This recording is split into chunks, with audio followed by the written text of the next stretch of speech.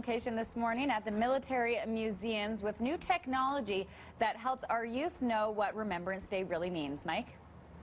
That's right. In particular, regards to World War I. Sure, there's lots of textbooks and books here at the archives and the library here at the military museums, but it's sometimes hard to get some of those youngsters to sit down and read a book these days. But you know what? They've got something here for the youngsters to kind of help them relate in a different kind of way. Jeremy, one of the librarians here at the library in the military museums, and you've got an interesting setup here for youngsters to learn a little bit about World War I with video games. Right. So we worked with librarians from SAIT and John Wright, the UFC librarian, to set up an exhibit that takes advantages of our media collections. So we've got comics or graphic novels from SAIT, and then we've got video games from UFC's collection.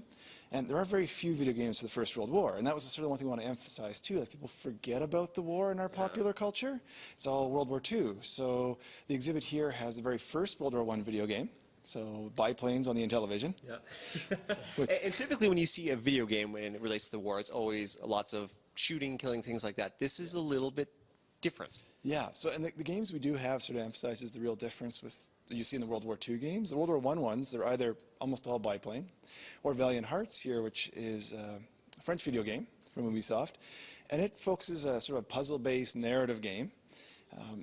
There is shooting, but the players themselves really don't do most of it. You're just really trying to survive the war, and it has elements that are really part of the French memorialization of the war. So up on the screen here, we see, actual facts from the war. And I understand the game focuses a lot on letters, actual letters that were written during the war, and kind of takes that and fleshes it out into a story.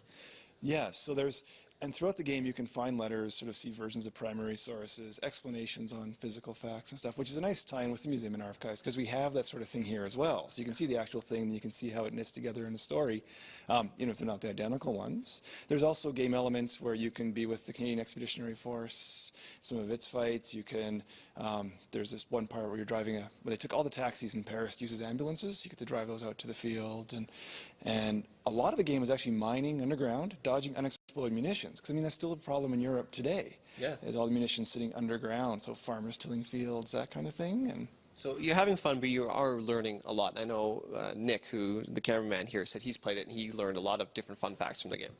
Yeah, it is a great way to explore the First World War, but also just a way to think about how you can make its stories part of our contemporary media, because we say it's so essential for Canada, First World War, but we don't really talk about it in our popular media. Yeah. Valiant Hearts, The Great War, I should mention, is downloadable on your console at home, PlayStation and Xbox. And you know what? It's interesting to come down, check it out, and keep nice and warm. But also tomorrow, you'll want to come down here because the event is taking place. It is the largest Remembrance Day ceremony in the city. Starts around 10:30, and they do tell us to bundle up nice and warm because it is outdoors. It's about an hour, but definitely thousands of people will be here tomorrow, Jill.